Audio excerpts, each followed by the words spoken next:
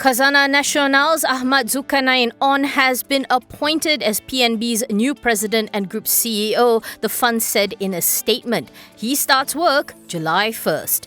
This confirms the EdgeMarkets.com June 14th report, quoting sources as saying that Ahmad Zulqarnain had surfaced as the frontrunner to replace Jalil Rashid following his resignation from the post on June 15th. According to PNB's statement, Ahmad Zulqarnain was the deputy MD of Khazanah, one of the two appointed in 2018, and was put in charge of managing the sovereign wealth fund's holdings in government-linked companies. He was also the head of Khazanah's corporate strategy team and has more than 23 years of corporate experience. PNB said it has received all regulatory approvals for his appointment, including from Yayasan Pelaburan Bumiputra, the PNB board, and the regulatory authorities.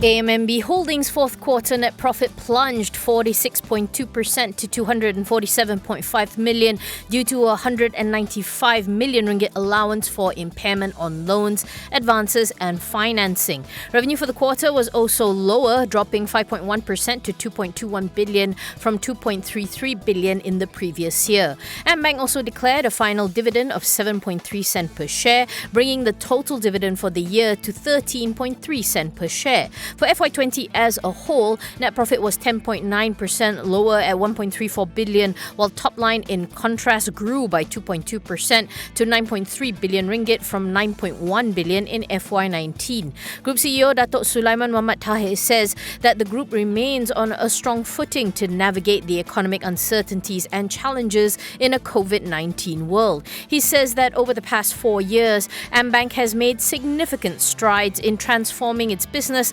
thanks to its Top 4 strategy. Moving into FY21, Sulaiman says the bank will remain steadfast in exercising credit vigilance and drive operational efficiencies through simplification and automation. It also looks to proactively reach out to its customers during what Sulaiman acknowledges is a difficult time.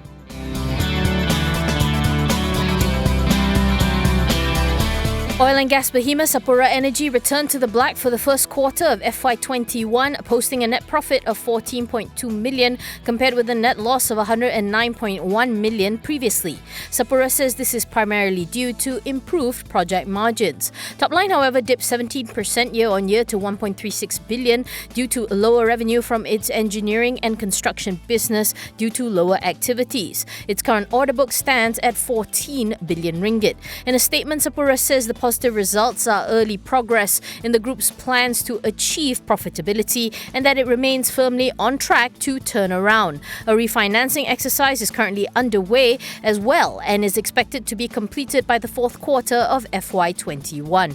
Going forward, the group expects the challenging environment to remain in the short to medium term and that it is optimistic of withstanding current uncertainties. It should be noted that on June 25th, it was reported that Sapura was planning to cut about 800 or 20% of its 4,000 full-time staff in order to deal with the double whammy of rocky oil prices and COVID-19.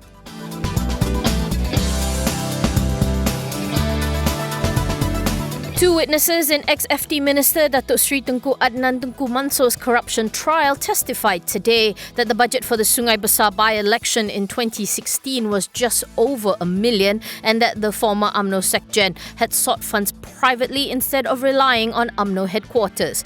Tunku Adnan's former political secretary, Datuk Muhammad Rafi Ali Hassan, and Bandar Tun Razak UMNO member Datuk Rizalman Mokhtar were testifying as defence witnesses at the High Court today. To recap, Tunku Adnan was accused of receiving 2 million through a cheque from Asad Kayamas. He had previously reiterated that the 2 million he received was a political donation to UMNO for the by-election. Muhammad Rafi told the court that the UMNO headquarters never gave any money for the Sungai Besar by-election and that Tunku Adnan never relied on HQ for such funding as he always privately funded UMNO Wilayah Persekutuan.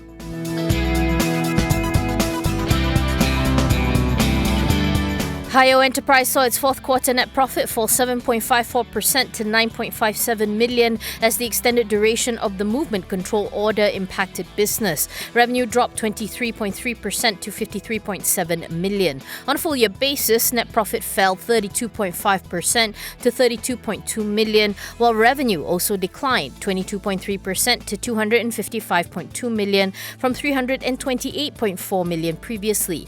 Hioh, which is in the traditional Chinese medicine and MLM business, said that the protracted MCO presented an unprecedented challenge to the group. Despite the softer numbers, Hioh proposed a final single-tier dividend of 4 cents per share, which brings FY20's total dividend to 9 cents per share. Moving forward, Hioh says it will continue to optimize costs, re-strategize business plans, and strengthen its existing digital infrastructure as more people get comfortable buying online in the new normal. Hioh says it will also work to fortify its position in healthcare, with management expecting the company to remain profitable amidst the challenging environment.